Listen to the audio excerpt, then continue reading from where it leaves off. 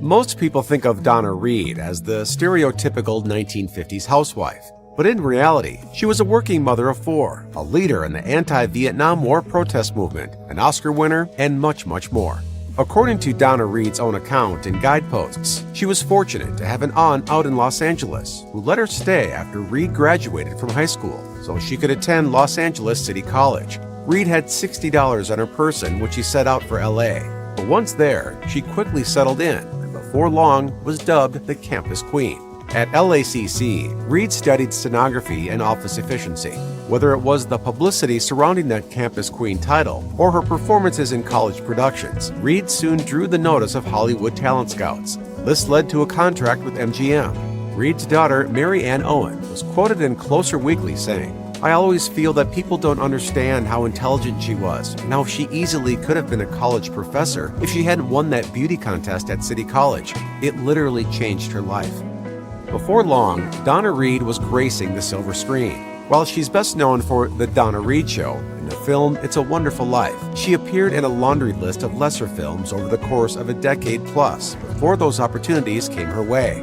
Reed's very first movie was 1941's The Getaway, a now forgotten film about a federal agent, an escaped convict, and the convict's sister, played by Reed, who tries to reform her brother and leaves the agent smitten. It was a relatively minor role in a less than stellar vehicle. More serious movies followed, if not more substantive roles. Reed had a bit part in The Shadow of the Thin Man. Next, she appeared in The Bugle Sounds, The Courtship of Andy Hardy, and The Human Comedy. Then in the mid-1940s, Reed began getting bigger roles alongside major stars, including Calling Dr. Gillespie, opposite Lionel Barrymore, and See Here, Private Hargrove with Robert Walker. In 1945, Reed co-starred with George Sanders, Angela Lansbury, and Peter Lawford in The Picture of Dorian Gray, a box office smash based upon the classic Oscar Wilde story. There was no critical consensus on the film. Some reviewers liked it, others panned it, but it helped to make Reed an A-list leading lady and led to her next and most memorable film role. It's a Wonderful Life is the poignant tale of George Bailey, a small-town man with big dreams who grapples with the meaning of life when the tiny hometown that needs him gets in the way of his plans. Donna Reed played George's wife Mary, opposite Jimmy Stewart. You want the moon? Just say the word and I'll throw a lasso around it and pull it down. When Reed starred alongside Stewart in the now iconic film, she was only 25. On set, Stewart was reportedly nervous around Reed, and according to Reed's daughter, Stewart held Reed accountable for the movie's poor box office performance when it opened. Despite a disappointing showing upon its release, It's a Wonderful Life withstood the test of time and landed Reed in the pantheon of classic movie stars. By 1946, Reed had clearly been pigeonholed as the girl next door. She was able to break out, however, briefly, when she played a seasoned sex worker in 1953's From Here to Eternity. Donna Reed brought something extra to the role of Alma, a kind of poetic dimension. The movie was critically acclaimed, with Variety commenting that it would be hard to imagine anyone else playing the characters, even though some of the assignments are offbeat to the extreme. Included in the rave review was Reed's performance as a call girl at the New Congress Club, a fictional brothel frequented by American soldiers during World War II. Variety went on to praise Reed, saying that Miss Reed, too, has a change of pace and reveals an ability for meaty, dramatic work scarcely suspected from her previous assignments. The role would earn Reed the Oscar for Best Supporting Actress in 1954, beating out Grace Kelly and Thelma Ritter, among others. In her acceptance speech, Reed said, "It was a wonderful experience, from here to eternity, but I think even more wonderful is from eternity to here." Notwithstanding that Oscar, The Donna Reed Show, which ran from 1958 to 1966, could be Donna Reed's most enduring legacy. Set in the fictional middle-class town of Hilldale, the show was developed and produced by Tony Owen, a fellow Midwesterner and Reed's second husband. Reed's sitcom rarely, if ever, tiptoed close to divisive topics like feminism, social inequality, race relations, and so on, preferring instead to explore issues like misplacing one's wedding ring, a teenage son's misadventures in buying a car, and trying to sleep on a long plane trip. Donna has her faults. See? Tell them, dear. Like what?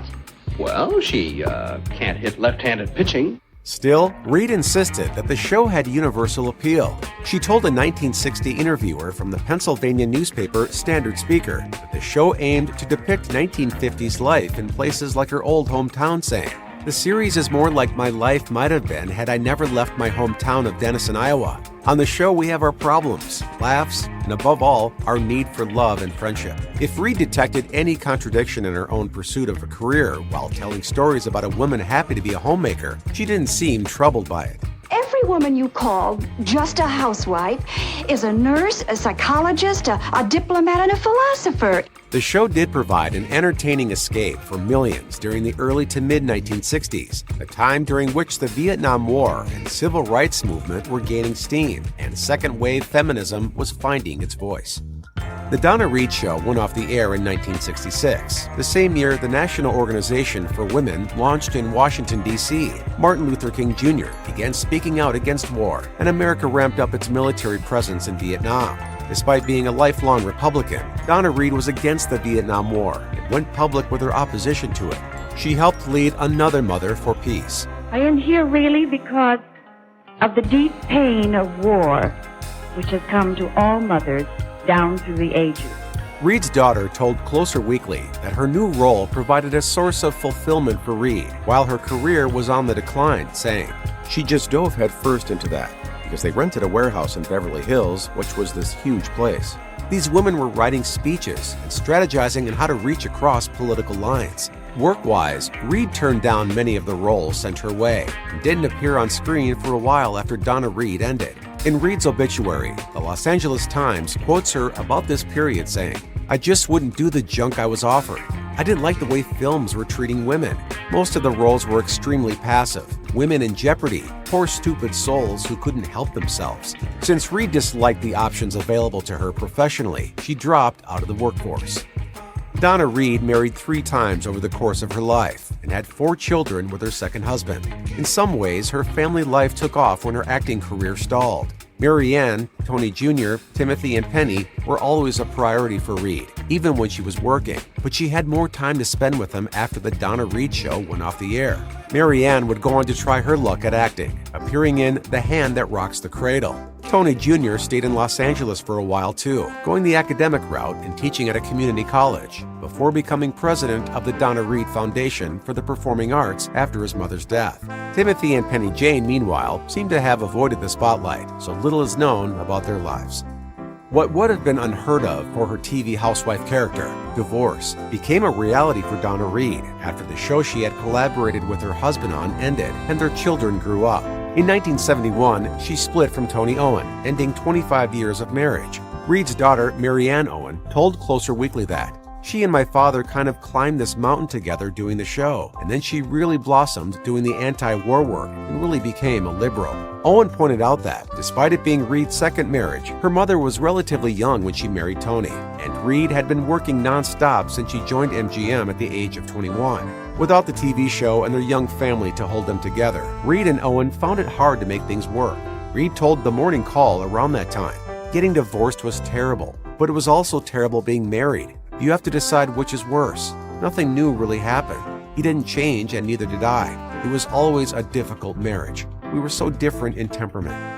In her later years, Donna Reed would make a triumphant return to television as part of the cast of Dallas, the popular 1980s primetime drama about the fractious family of a Texas oil tycoon.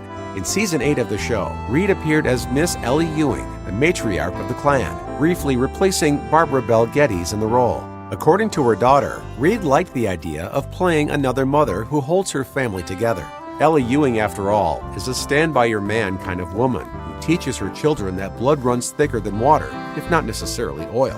Owen went on to tell Closer Weekly that she was interested again because it was another family show, and she thought that's why it was so popular, not because it was a good family. It was a family, and the mother wielded a certain amount of power being the matriarch.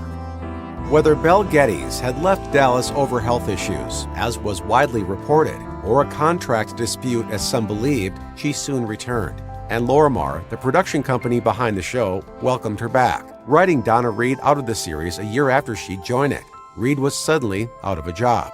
In 1985, Reed sued Lorimar for breach of contract. Reed had signed a 3-year contract with Lorimar, and had been let go after only one. The actress eventually accepted a $1 million settlement that included the freedom to work for whomever she wanted. But before she had a chance, fate intervened in the form of a devastating medical diagnosis.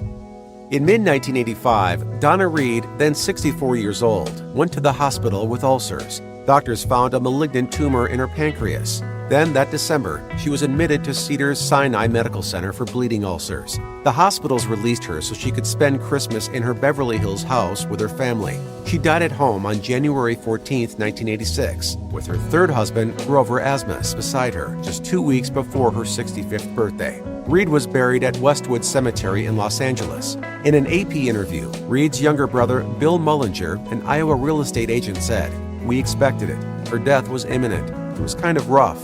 I saw her at Thanksgiving. She was about like any normal person would be when they find out they have cancer, depressed. There was not much hope of remission or that it could be treated." Upon Donna Reed's passing, her widower, Grover Asmus, established the Donna Reed Foundation for the Performing Arts, based in Denison, Iowa, Reed's hometown. According to the foundation's website, it holds education workshops and sponsors scholarships and internships for young Iowans interested in show business. Now run by Reed's son, Tony Jr., the foundation also encourages children's musical theater. Additionally, there is a Donna Reed Museum in Denison showcasing Reed's prizes, honors, and personal correspondence. The museum aims to pay tribute to Reed's memory while also celebrating the lives and achievements of all Iowans. But perhaps Reed's greatest legacies are her children and the performances that live on after her passing. It's not necessarily true that Reed's time was a simpler one. The era of her prime was fraught with the anxiety of the Cold War and the social unrest of the 1960s. Well, I want a mom just like Donna Reed. And I had a mom just like Donna Reed. But the fictional worlds she helped create offered an escape from all that, and audiences can rewatch them today to find whichever Donna Reed, girl next door, wartime sex worker, or housewife and mother, they prefer to see.